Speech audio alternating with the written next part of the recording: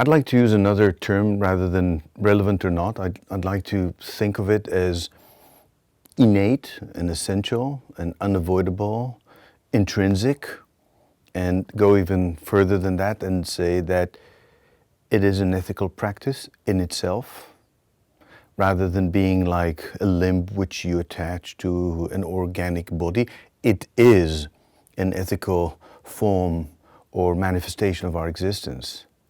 It is ethical in its essence.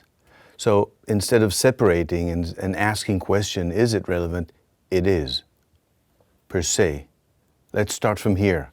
This is the position from which I feel is safe and correct.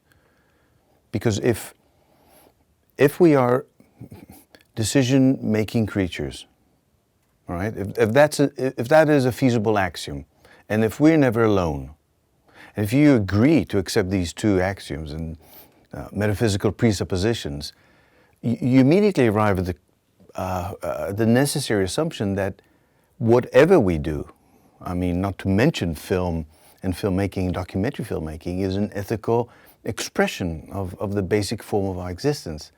Therefore, it is. So from here I can start a conversation and saying that this Justine is a very intensive and trustworthy locus of conversation, because it raises so many questions, and it is clear that one could really go against it or go for it, but I think that's not the theme.